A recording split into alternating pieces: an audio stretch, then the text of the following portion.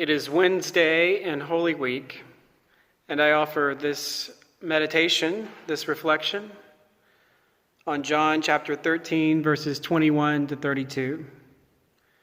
A reading from John. Jesus became visibly upset, and then he told them why. "One of you is going to betray me." The disciples looked around at one another, wondering who on earth he was talking about. One of the disciples, the one Jesus loved dearly, was reclining against him, his head on his shoulder. Peter motioned to him to ask who Jesus might be talking about. So being the closest, he said, "Master, who?" Jesus said, "The one to whom I give this crust of bread after I have dipped it." Then he dipped the crust and gave it to Judas, son of Simon the Iscariot. As soon as the bread was in his hand, Satan entered him. "What you must do," said Jesus, do it and get it over with." No one around the supper table knew why he said this to him. Some thought that since Judas was the treasurer, Jesus was telling him to buy what they needed for the feast, or that he should give something to the poor. Judas, with the piece of bread, left. It was night. When he had left, Jesus said, "Now the Son of Man is seen for who he is, and God seen for who he is in him. The moment God is seen in him, God's glory will be on display. In glorifying him, he himself is glorified. Glory all around."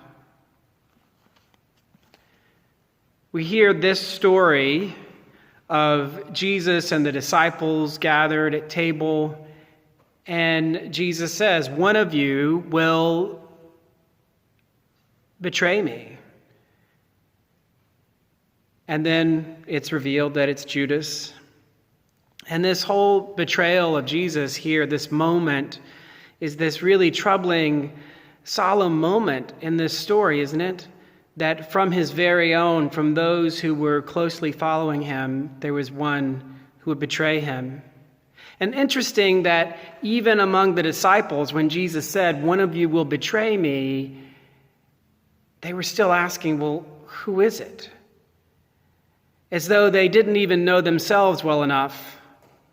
As though maybe there was still some doubt about the other people in the room of like, are they with the program here? Are they with this following Jesus?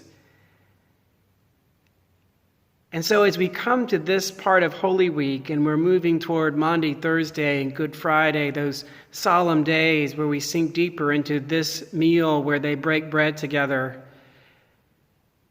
when we hear the Passion readings later, and then as we come even to Easter, the resurrection, see that Jesus is truly present and engaged with what is happening.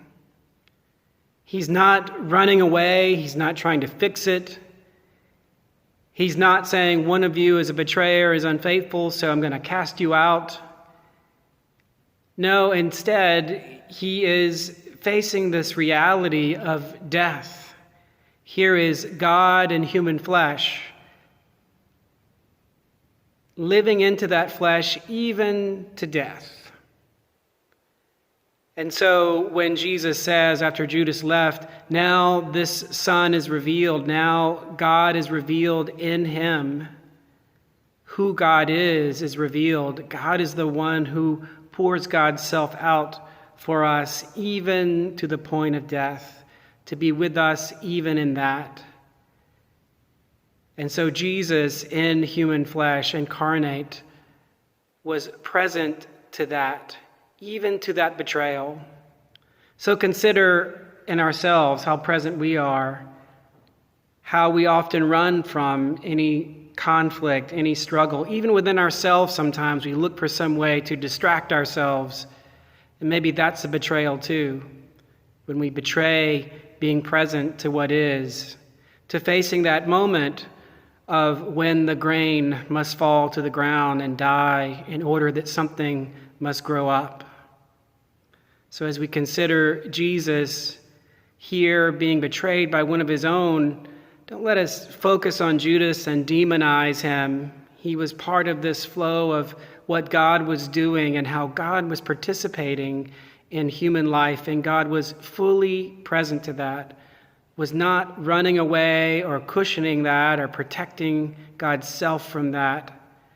But God was fully present, was there, and present for us, present in love and pouring himself out.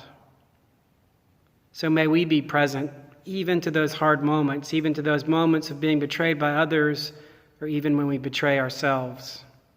May we be present, knowing that God will bring life even out of darkness and death.